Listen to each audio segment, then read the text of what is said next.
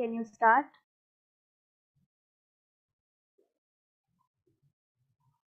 Yes, ma'am. Okay. So all the best. You can take a lead now. I'll go on mute. It's all yours now.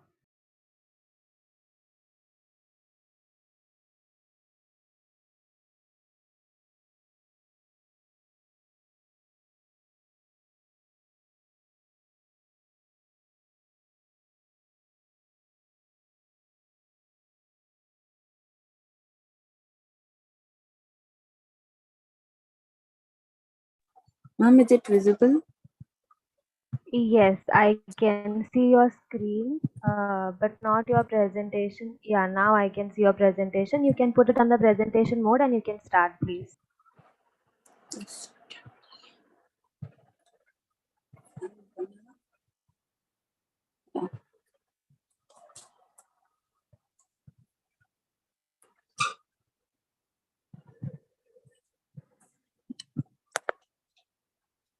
Uh, Good evening, all. I'm Arshia Siddika and I'm a BFAM graduate. Today I'm going to explain about the topic Innovations in Electronic Data Capture System for Clinical Trials. So, first of all, index. In index, we are going to discuss about introduction, innovations in EDC systems, types of EDC systems, and benefits, features, and challenges, and advantages. So, coming to introduction. These systems have revolutionized clinical trials, making them faster, more reliable, and more efficient than ever before. And what is the definition of EDC? EDC system is a computerized system designed to collect clinical data in electronic format for use mainly in human clinical trials. And this is a software designed to automate the clinical trial data collection system. And EDC are used in all phases of clinical trials. And these systems are used for data entry in a single site trial.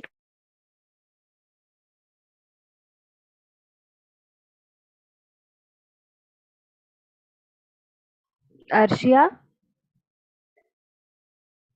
you can continue. What happened?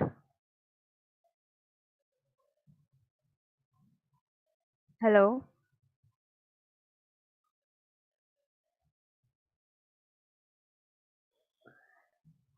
Arshia, you can continue presenting your PPT, please.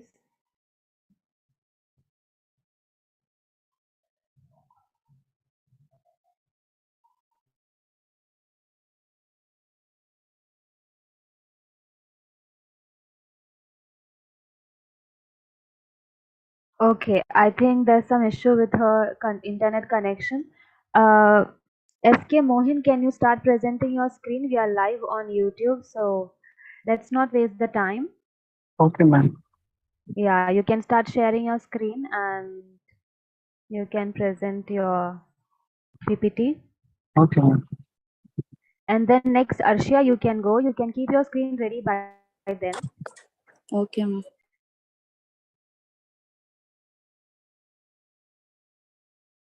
Ma'am, is it visible, ma'am? Yes, I can see your screen. Please go ahead.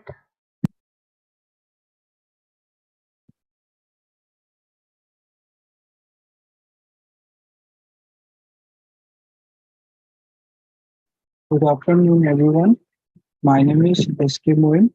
I have done my M Pharmacy, and today the topic of my presentation is aggregate reporting in pharmacovigilance. Here are the index of this topic. One by one, I will discuss in further slide. So, introduction. Well, pharmacovigilance is a science which deals with monitoring, assessing, and managing the safety and effectiveness of drug products once they are on the market. Whereas aggregate reporting is a crucial part or an important part of pharmacovigilance, which involves systematic analysis and submission of safety data collected from various sources. And the importance of aggregate reporting is continuous surveillance of the drug product for the safety concern, then detecting the safety signals, and third one is assessing the benefit risk balance, and last one is the regulatory compliance. So aggregate reporting. It is defined as a review of cumulative safety data of medical products obtained from wide range of sources and submitted to the regulatory authority of worldwide. It is an important process of collecting, analyzing, and summarizing safety data for a long time. These reports are an overview of assessment of safety profile, benefit risk evolution of adverse drug reaction, a serious adverse event, and pregnancy report. Now the sources of aggregate reporting, from where the from where aggregate reporting is done. The first one is the clinical study. The clinical study is a crucial step during drug development to understanding the product safety and efficacy profile. Second one is spontaneous report by healthcare profession to understand the safety related information of the drug product. Third one is literature reports. It is basically on report are done on basically case report, article or journal to identify the safety signals. And lastly, ADR reporting system of regulatory health authorities. Now the objective of this aggregate reporting, it first one is periodically assess the global safety data for a drug before and after approval. Second one is summarize the safety data to identify the potential safety concern. Third one is further investigation of the product for the safety concern. And fourth one is it comply with the regulatory guidelines. And the last one, it provide up-to-date information if there is any changes to the approved medicinal product label. Now the types of aggregate reports, there are different types of reports are there, which are classified into two groups: pre-marketing report and post-marketing report. In pre-marketing report, the report includes IND annual report, clinical study report, development safety update report, annual safety report. Whereas post-marketing report, it includes periodic benefit risk evaluation report, periodic adverse drug expense report, and NDA and AND annual report, and last one, addendum of clinical overviews. So key terminology and the submission of schedules are there in aggregate reporting. So the key terminology, the key term is development international birth date. This date is used to obtain to conduct clinical trial in any country. Second one is international birth date. This date is used to for first marketing authorization. Third one is data lock point. This date is used for cutoff or submit the data include in the SUR report, which is pre-marketing report. And last one is reference safety information, a document containing a cumulative list of data for all adverse events. And there is different types of report and their submission are there and the timeline is given. So regulatory requirement for aggregate reporting. So in regulatory requirement, all the data is collected which is related to serious and unexpected adverse event. Then after collection, the data is entered into database. After entering into database, then the case process is proceed. A process related to clinical safety or monitoring adverse reaction monitoring. After processing, then a aggregate report is done to evaluate the safety information.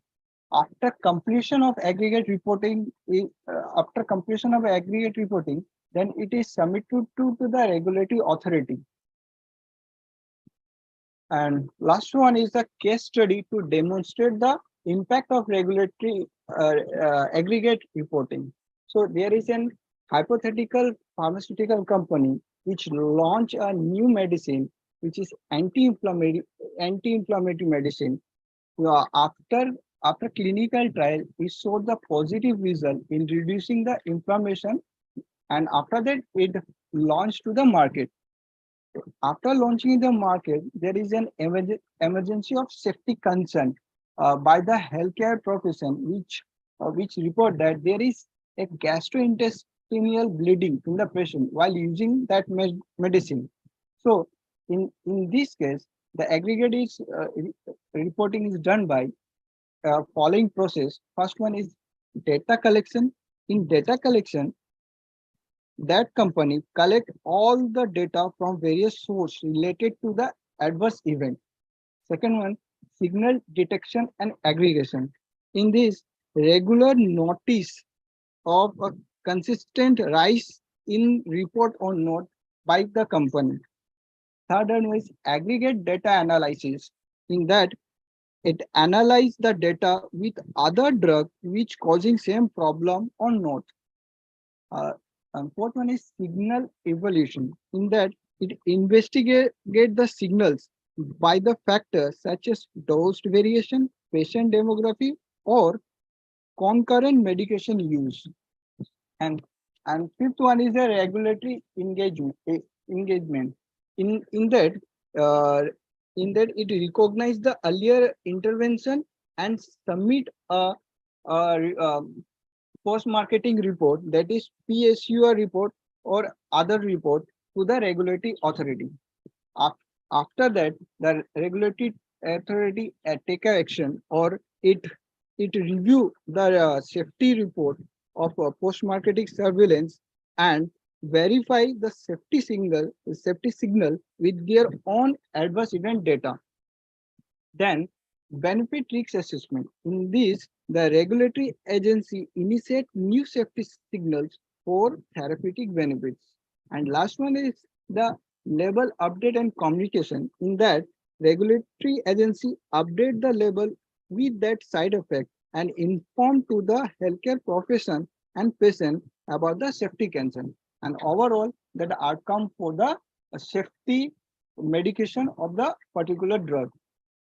So, I conclusion of this, aggregate reporting in pharmacovigilance is crucial for the assessing the safety of the medicinal product, help to identify the safety signals and inform the regulatory decision and ensure the patient safety. For all the process of aggregate reporting, it's play a significant role in safeguarding the public health. That's all. Thank you. Thank you. Okay, it was a good presentation, Mohin. Once again, a warm welcome to everyone to this best presentation of the month award from August batch. This was a presentation from SK Mohin, and the next presentation will be Arshia. Arshia, if you are able to share your screen now, you can try it now. Yes, ma'am. Okay, Mohin, you can go on mute. Okay, ma'am.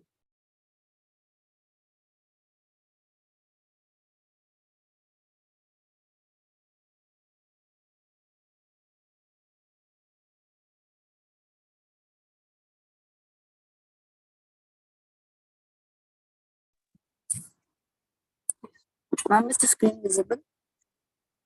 Yes, I can see your screen. Please put it in the presentation Ma'am? mode and then you can start. Yes. Uh, yes, I can see your screen. Please put it in the presentation mode and start.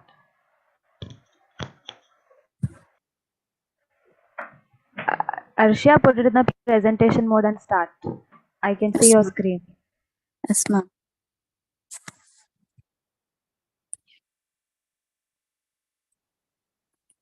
Good evening, all. I'm Ashna Siddhika, and I'm from graduate. I'm going to explain about the topic innovations in electronic data capture systems for clinical trials. Next, we are going to explain about innovations in EDC systems, types, benefits, features, and challenges in implementing and using EDC, and advantages and conclusion. So, coming to introduction, these systems have revolutionized clinical trials, making them faster, more reliable, and more efficient than ever before. And what is the definition of EDC systems?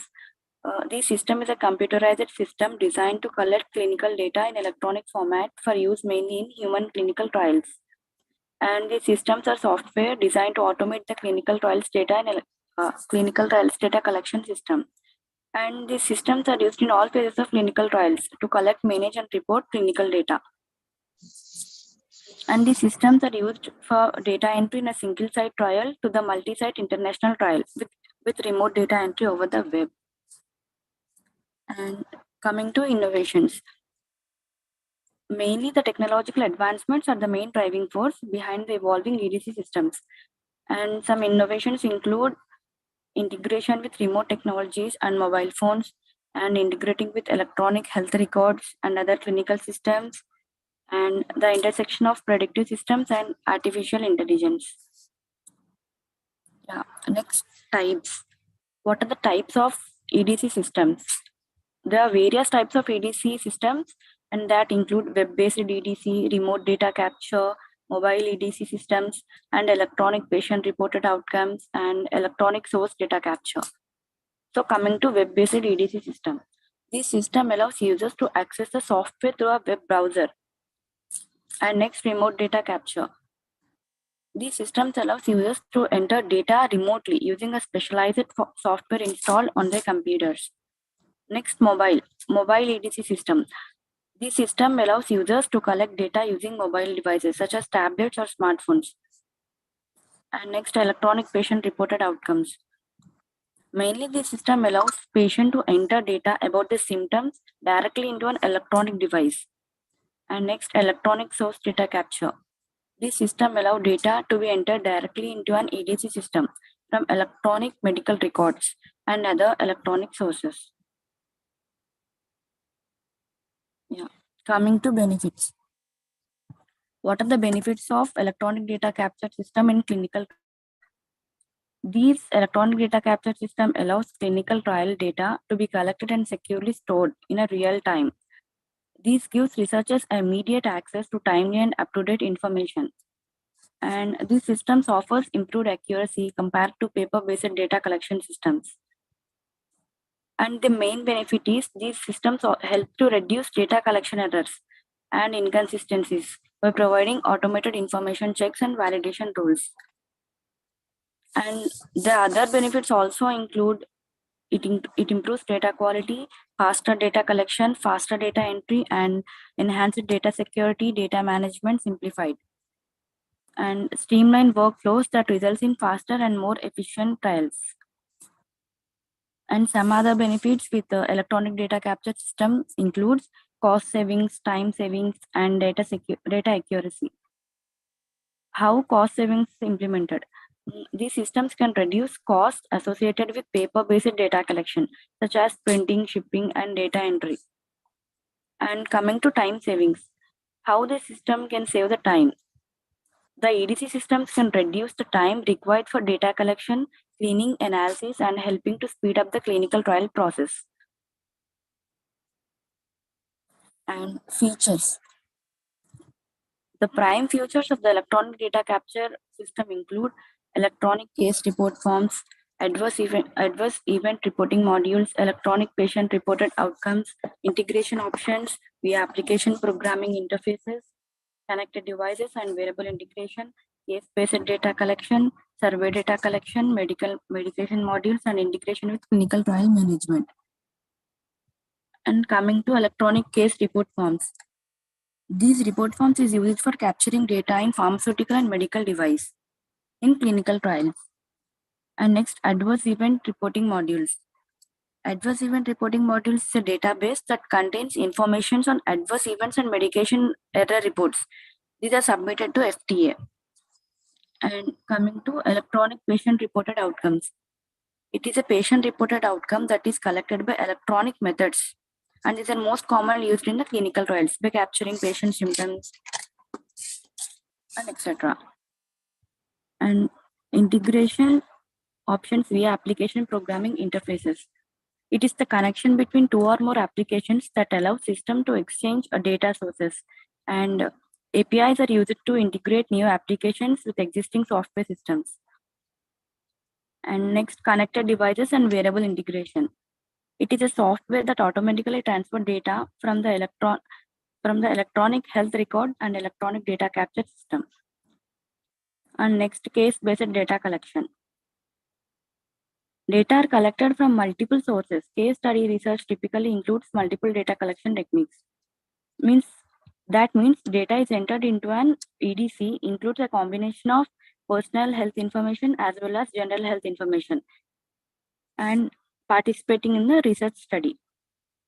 So next, server data collection. Server data collection is same as case-based data collection. And coming to medication modules. These using systems collect clinical trial data in electronic format as opposed to paper form. And next, challenges. Coming to challenges that are implemented and used in EDC systems. EDC does not allow central data cleaning at point of entry or traditional manual CRF tracking. Upon receipt, so alternative approaches are required. And these systems can be complex, especially for large clinical trials with a large amount of data. So this makes the implementation process more challenging and time consuming. And the other challenges include data quality and technical issues. Like in data quality, ensuring data quality and accuracy can be a challenge with EDC systems, requiring robust quality control measures and data validation checks and all these. Yeah, coming to technical issues. The technical issues such as the server downtime, software bugs, and system crashes, these can disrupt the smooth operation of EDC systems. So these are the big challenges in implementing and using EDC systems. Coming to advantages. So this EDC system play a crucial role in clinical trials. And some advantages of electronic data capture system for clinical trials include improved data quality, enhanced efficiency, real-time data entry and monitoring, data security and compliance, remote and mobile data capture, efficient data monitoring, and data integration. And the uses include quicker access to data, data security, accuracy, organization, cost effectiveness, and compliance. Yeah, next one, coming to conclusion. So these systems are likely to continue evolving with greater integration and other technologies and more sophisticated data analysis capabilities. And also these are having many benefits. The system had transformed clinical trials, offering a greater efficiency, accuracy, and cost savings. However, the benefits of EDC outweigh the challenges, and it requires a continual reassessment and re-evaluation of novel processes as they are developed and implemented. So the benefits should be greater than the challenges in EDC system for clinical trials. And these are the differences. That's Okay, thank you, Arshia. That was a wonderful presentation. Next presentation is from Vaishaldini. Vaishaldini, is your screen ready? Yes, ma'am. Okay, please start presenting. All the best.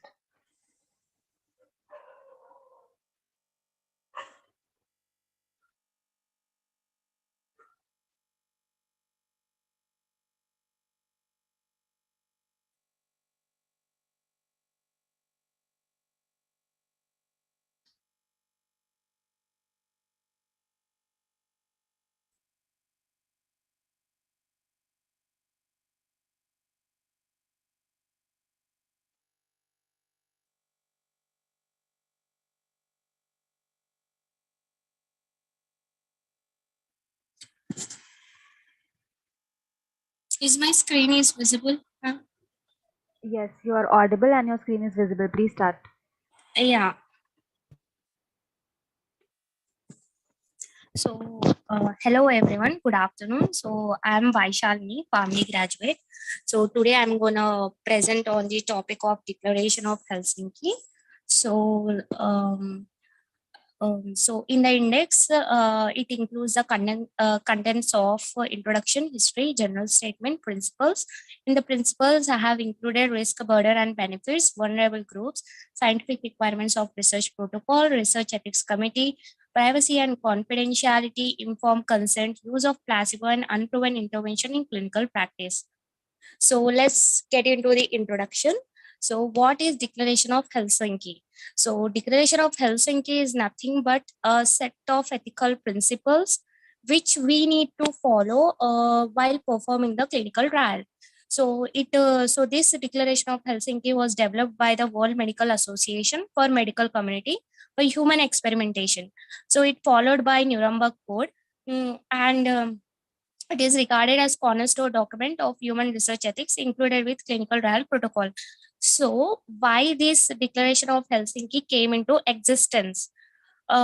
Existence means because of thalidomide tragedy, which was happened in 1961, which led to 10,000 children diagnosed with cocomalia and 2,000 children were died, which was the biggest disaster which led to pharmacovigilance failure. Because of this failure, this World Medical Association developed this Declaration of Helsinki guideline in 1964. So coming to the history part, it was adopted in June 1964, and this Declaration of Helsinki underwent many amendments in 1975, 1983, 1989, 1996, 2000, 2002, 4, 8, and 2013 is the latest version of Declaration of Helsinki. So prior to 1947 Nuremberg Code, only specific country has the national policies like Germany and Russia. Only few companies has a ethical committee. But now, because of this Declaration of Helsinki, this made mandatory that every country should possess their own ethical committee guidelines. So it is linked with Declaration of Nuremberg Code. This Nuremberg Code came into existence because of Nazi experiment, and it is linked with Declaration of Geneva. So this was also developed by the World Medical Association, which bind the physician with the words, "The health of my patient is my first consideration." So coming to general statement. So the main goal of this Helsinki is to gain new knowledge. So is to gain new knowledge, but also it safeguard, protect the health right, and respect human subjects and follow the norms of the ethical national or international standards, and whether less harm is done to the subject, and whether the study is conducted by the qualified persons or not, and whether the compensation treatment is provided to the subject if there is harm. So all is keeping in consideration, it will be involving in obtaining the new knowledge. So dignity and well-being and professional fair treatment and transparency and no greater risks are conducted. All stages of proposals like research, design, experimentation, deceleration of results and use of results, benefits and danger, all these are evaluated throughout the trial. So coming to coming to the principles, the principle number one states, principle number one state that risk benefits assessment should be there. So which is nothing but when the risk is found to be outweighs the potential benefits, or when there is an conclusive proof of definitive outcome, the physician must assess whether to continue, modify, or or to immediately stop the study. It means if the risk is greater than the benefits, the physician has to either modify the study or he has to stop the study. So coming to the next principle, that is one which includes vulnerable groups and individuals. So these are the sensitive groups like pregnant women, children, elderly people, and psychological people. If they are included in the study, so special protection should be given. So throughout the study, special attention should be given to these groups of people. So scientific requirements. So coming to the third principle, that is scientific requirements and the research protocol. So before we start any study in the human subjects, all the scientific literature has to be reviewed, and the lab reports and animal experimentation information has to be reviewed. This will act as a scientific base or scientific justification, or we can call it as scientific evidence to conduct the study, which will shows that our study will at the end of the trial, that our study will result in positive, that our study will have positive results. So all the statement regarding the funding and sponsor, institution affiliation, potential conflicts of interest, all this need to be submitted. And coming to the research ethics committee, so this basically, basically the resolution of Declaration of Helsinki was to establish this ethical committee in every country. So before we start any human experimentation, we need to submit the protocol to the ethical committee. After approval of the protocol, then only we are able to start the study in the humans. So research protocol should be reviewed by an independent committee and conducted by medically and scientifically qualified individual. So the main aim of this Helsinki is participant health and introduction of ethical committee, responsibility to check again and again whether the adherence are followed or not, to increase the revolutionary decision. If these are not followed, the ethical committee has the right to stop the trial or declare it as invalid. Let's go to the next principle, that is privacy and confidentiality, which state that precautions should be taken to protect the privacy of research subjects and confidentiality of their personal information. So next is the informed consent. So this uh, um, informed consent involve the human subjects, and this participant should have to be informed about the aim of the study, the methods that are used, conflicts of the interest, functions and general outcomes of the study. Voluntary freely agrees, withdraw consent at any time without reprisal. So all this informed consent should be taken in the written form, and participants should be informed about each intervention. So these are the list of elements that are included in the informed consent form. Then next, coming to the use of placebo. So this placebo is nothing but the dummy. We all know that this placebo is nothing but the dummy drug which act on the psychological condition, which doesn't have any therapeutic action. So nowadays the use of placebo in the trial has been increased. So care must be taken to avoid the abuse of this option according to the new guidelines. Then post-trial provision. Post-trial provision is it means after the trial report, the individual subjects has to be given beneficial treatment if there are any adverse event or any adverse effects. And then next, unproven intervention in the clinical practice. So whatever the information that has gathered during the clinical trial, the results and the new information that have been recorded has to be publicly available. And also it state that research is justified only if the population under the study will benefit from the results. So this is the end of my presentation, guys. Thank you all for sparing the time for my presentation. Thank you, Vaishali. It was a good presentation. You can stop sharing your screen and you can go on mute. Next presentation, please, Lahari. Yes, ma'am.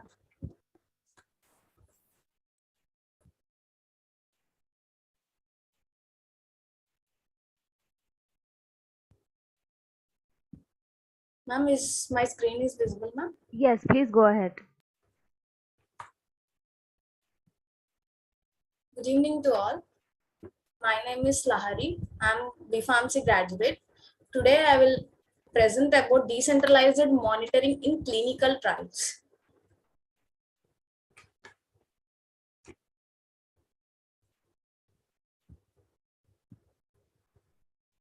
coming to the index, today we are learning about introduction of decentralized clinical trials. What are decentralized clinical trials? Types, requirements, process, benefits, challenges, case studies, future of decentralized clinical trials, conclusion. Introduction.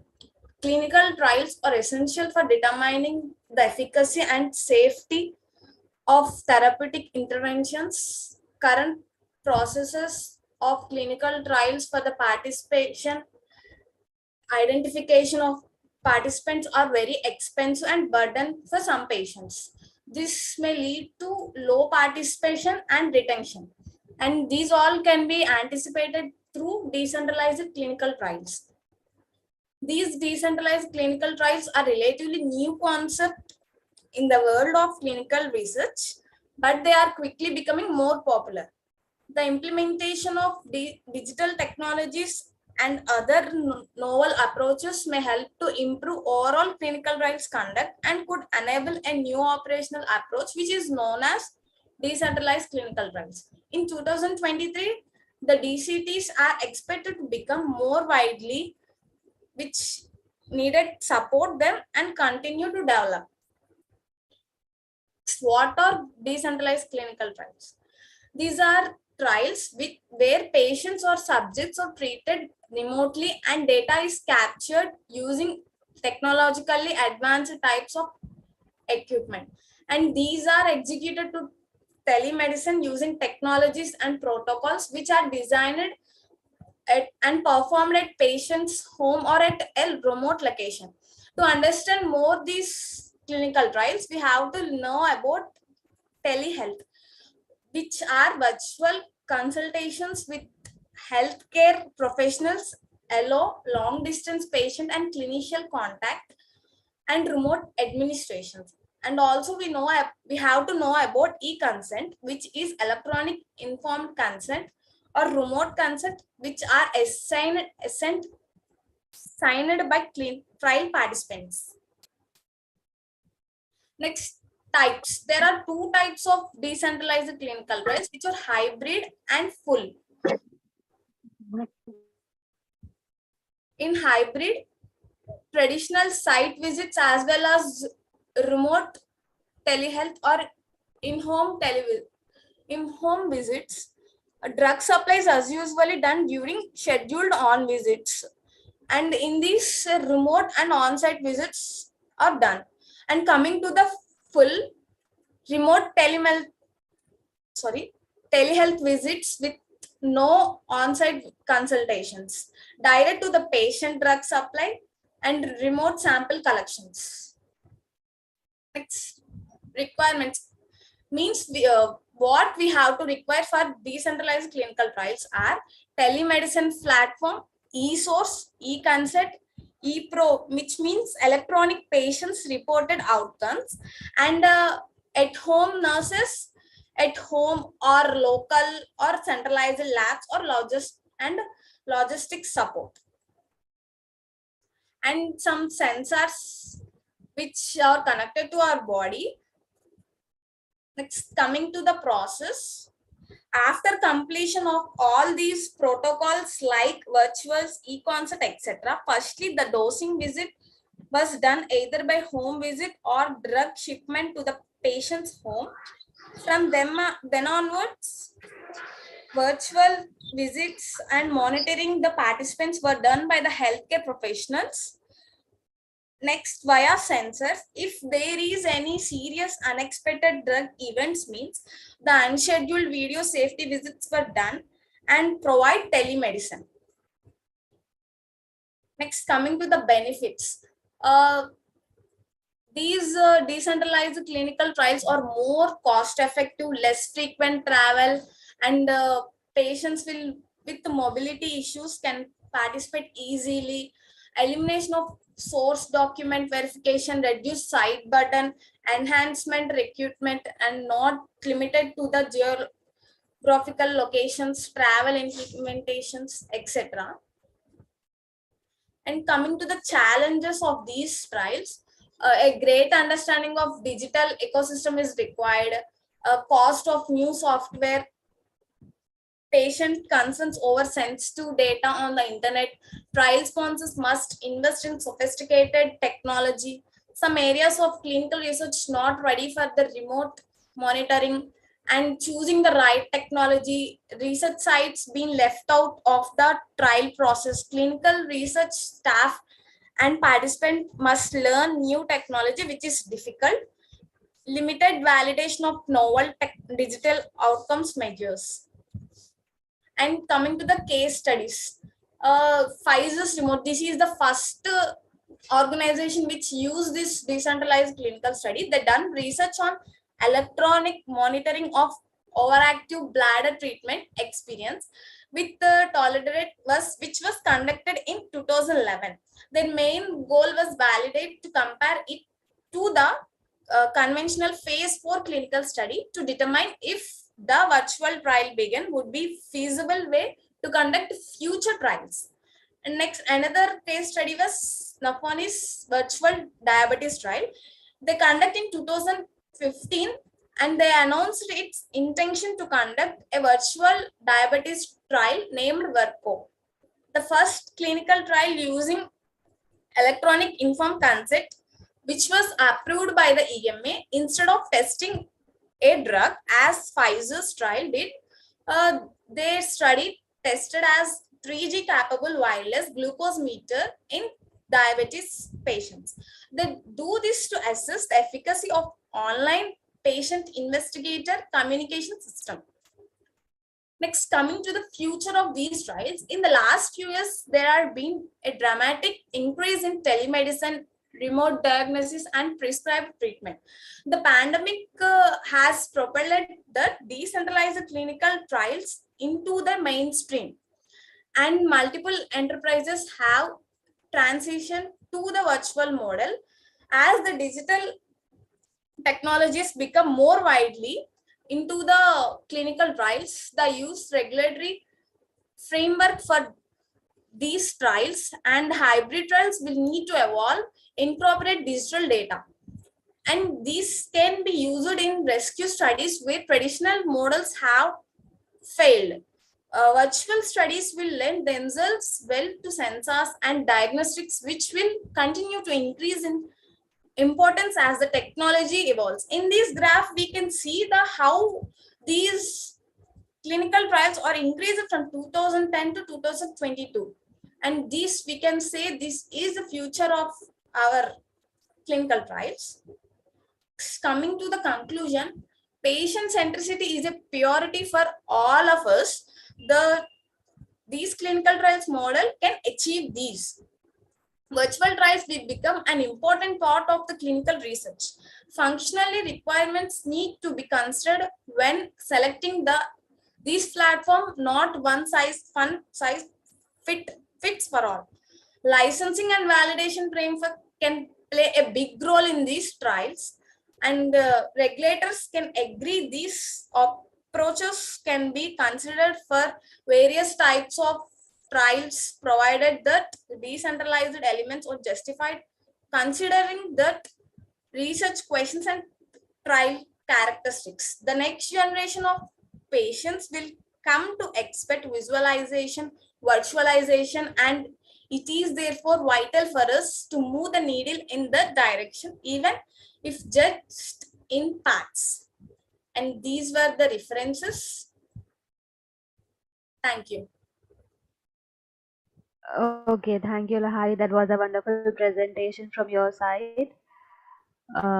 Next, last but not the least, we have Khalik Raza Khan, who will be presenting a PPT. Khalif, can you please share your screen? Yes, ma'am. Just a second.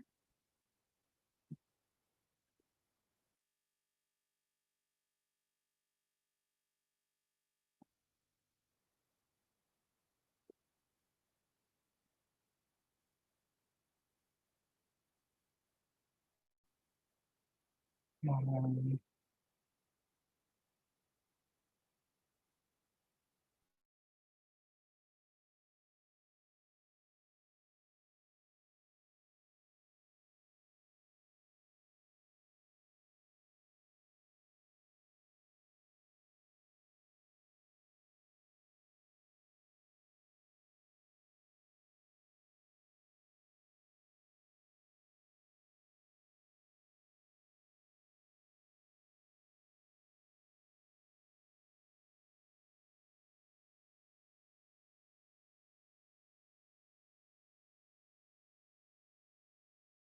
What is the issue? Any problem, Khalid?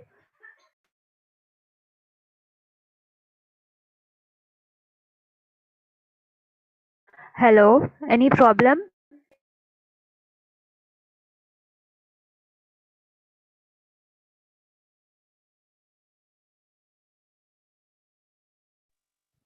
Is my screen visible? Yes, now I can see your screen. Please go ahead. Guys, I wanted to put it in your notice that he had an interview today. He came from an interview just now and now he's presenting his screen. So I appreciate your efforts, Khalid Raza. Please Uh, go ahead. Thank you. Thank you, Shifa ma'am. Good afternoon to all. First of all, I would like to thank Clinosol Research for providing me this opportunity to represent the presentation. So let's get started. My name is Khalik Raza Khan, and I'm going to present you a topic on the intentional re-challenge and the clinical data management of drug-related problems. In this presentation, we are going to focus upon the introduction, the significance, what are the steps involved in the investigational re-challenge, and we will also learn about the clinical data management, its importance, what are the data collection processes, data analysis, how it is done, and the challenges, limitation which is faced by the clinical researchers. And in the last, we will have our conclusion of the presentation. Moving on to the introduction part. So, what is intentional re-challenge? Intentional re-challenge involves the deliberate re-administration of a drug to a patient who previously experienced an adverse drug reaction. First of all, the question arises: why do we re-administer the drug if a patient has already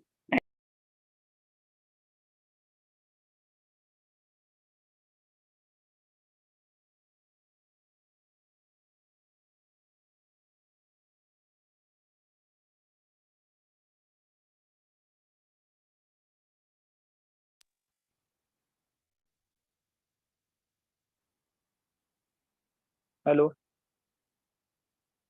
You are audible. Please start again. You are audible. Sorry for someone was calling. I am very sorry for that. Should I continue? Yes, please continue. Okay. So where was I? So yes, I was explaining the intentional re-challenge of the drug. So why it is given, the purpose behind is that it is to determine whether the initial drug adverse reaction which was experienced by the patient is actually caused by the drug, or it is or any other factor was involved in it. So that is why we re-administer the drug. Of course, we took some calculations before re-administrating, and we will learn about that afterward in the coming presentation slide. So now, clinical data management of drug related problems. Clinical data management of drug related problems means the collecting, documenting, and analyzing of information from the patient medical history, adverse event, and subsequent re-challenge. So there are three things we have to understand. The first one is we have to collect, document, and analyze the information. Which information? The information which is taken from patient medical history, adverse event which he has or she has experienced, and the subsequent re-challenge. So this process helps us to make the decision better, to take the decision better about the drug safety and the patient's potential response. So let us move forward. What are the significance? What are the significance of intentional re-challenge? The first significance is that causality confirmation. As I told you earlier, that intentional re-challenge plays a crucial role in confirming whether a specific drug caused an adverse event to the patient or not. The second is to treatment decision. It helps the healthcare professional to make decision regarding the suitability of the drug for the patient's future treatment or not. The third is avoiding misdiagnosis, which prevents misdiagnosing of the cause of adverse events, leading to the accurate treatment strategies. The fourth one is pharmacovigilance. Yes, of course. The pharmacovigilance plays an important role in the adverse drug reaction. So here the significance of intentional rechallenge is that the drug safety monitoring by the distinguishing between the true drug reaction and the coincidental events. What is and the second one, the last one is patient safety. It contributes to the patient safety by ensuring appropriate drug use and minimizing the risk of unnecessary adverse reaction. So these are the some significances which is mentioned, which is advantage.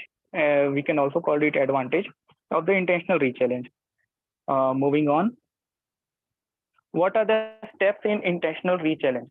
So there are basically 5 steps. The first one is to identification of adverse reaction. To identify the initial adverse reaction or adverse event that cause the suspicion of drug related problem. The second step is to clinical assessment, to clinically assess it, to evaluate it. How the and how we will evaluate it? Conduct a thorough evaluation of patient's medical history, existing condition, and potential risk factor to determine if re-challenge is appropriate or not. The third one is informed consent. Of course, before readministration of the drug for confirming the adverse reaction has caused by the drug only or not, we have to take the informed consent from the patient, and we have to inform about the purpose, risk, and benefit of the re-challenge to the patient. Then only the re-challenge should be conducted. The fourth one is controlled re-administration. Administer the drug control under controlled condition, closely monitoring the patient for any signs of reoccurrence of the adverse event. So controlled re-administration is most important process in the intentional re-challenge, because if it is not controlled, then it may have a large side effect or a major injurious health issues can cause to the patient. The fifth is data collection. We have to document all observation, including any symptoms, change in vital signs, and overall patient response during the re-challenge. So these are the steps in intentional re-challenge which we have to remember, and which we have to follow through the entire process. Now coming forward to clinical data management. So clinical data management involves the systematic collection, organization, documenting of patient-related information, medical history, treatment details, and its outcome. So what is the purpose of data management? Why do we have a data management in clinical research? So the purpose of is that it ensures the accurate and comprehensive information. It facilitates the evaluation of drug-related problems, adverse events, and treatment effectiveness. It also maintains the data accuracy, consistency, and integrity for reliable analysis and interpretation. Along with that, proper data management practices prevent error, omission, and data loss of the clinical research. So, what is the importance of data collection? It is very important to have a proper data for proper evaluation and proper outcome, so we can make a proper decision and better decision in treating the disorder or disease or conducting the re-challenge of the patient. So first one is holistic patient evaluation. So the term holistic means complete view or complete view of patient's health, medical history, and drug exposure. It aids in understanding the adverse event and the drug-related problems. Second importance is evidence-based decision making. Accurate data support evidence-based decision making for treatment strategies, drug adjustment, and patient care plans. The third one is long-term monitoring and research. Collected data becomes a valuable resource for a long-term monitoring of patient outcomes and drug safety. It also serves as a foundation for further research to enhance medical knowledge. So if other people also want to conduct a clinical trial or clinical research, so the prior data serve as a foundation and serve as a resource for this for their clinical research. Moving on to the data collection process. There are 4 data collection processes. The first one is patient medical history. So we have to gather information about the patient medical history, including its pre-existing condition, previous treatment, relevant family history. So this helps us to identify the potential risk factor and interaction of the drug.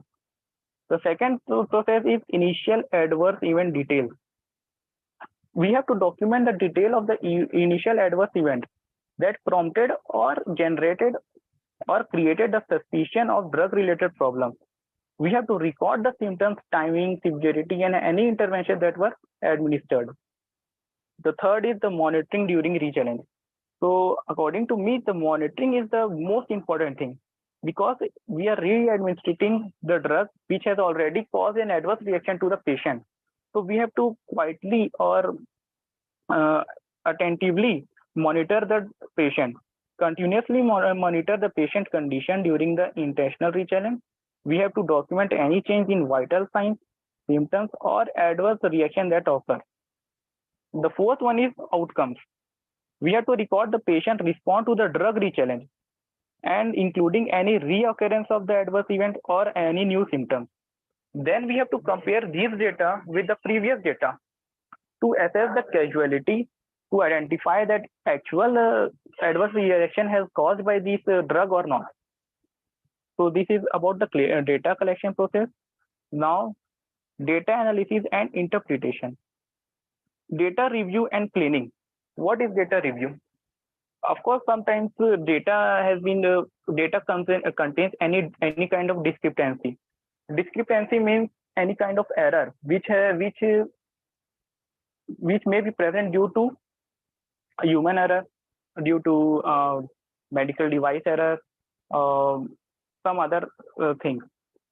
So we have to review the collected data for its accuracy, consistency, and then address any discrepancy present in it. Then we have to clean the data, ensure a reliable result during analysis. The second thing is correlation and patterns.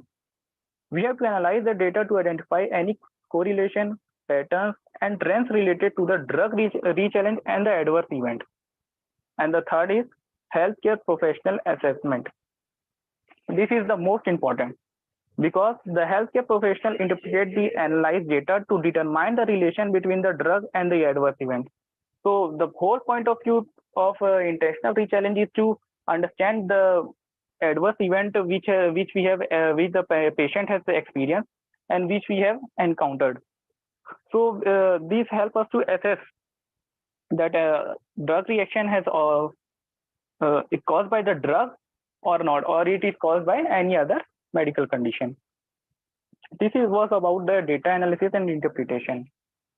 The other thing is challenges and limitations. Of course, everything has its challenges, its limitation, its advantages, and its disadvantages. So first of all, the first is ethical consideration. Re-challenging of the adverse drug, re-challenging of the drug is always a question for ethics because we are administering re-administering a drug to the patient which a patient has already occurred or encountered or experienced adverse drug reaction. So it is also always a question of ethics. Should we give it or not? Should we re-administrate or not? So that is the most challenging and the most and one of the most biggest limitation of the re-challenge. The second thing is patient variability. Each and every human responds differently to the drug, to the same drug, because of genetics, underlying condition, and individual metabolism. The third is resource intensive process. What is resource intensive process? Actually, the intentional re-challenge and the thorough data management demand a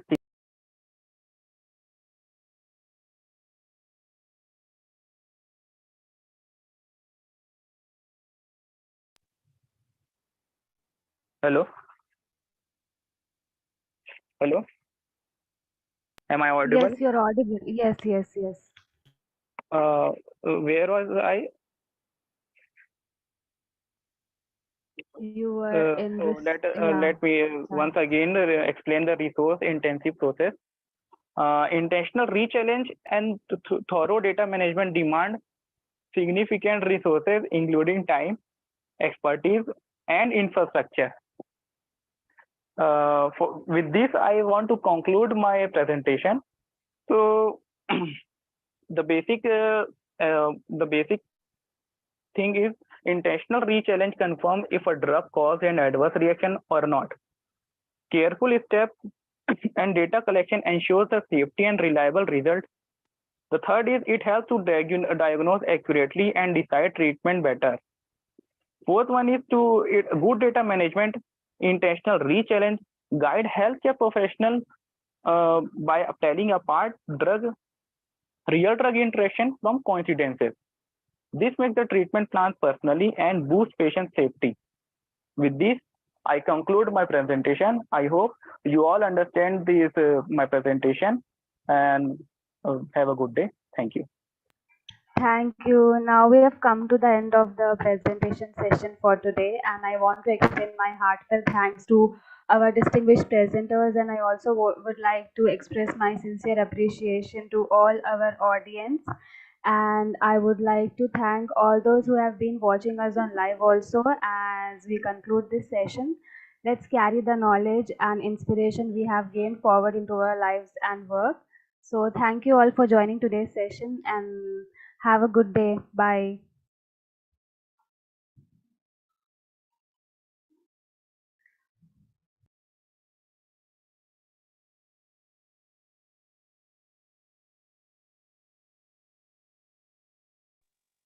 Bye, ma'am. Bye, everyone. Bye. Have a good day. Thank you for joining.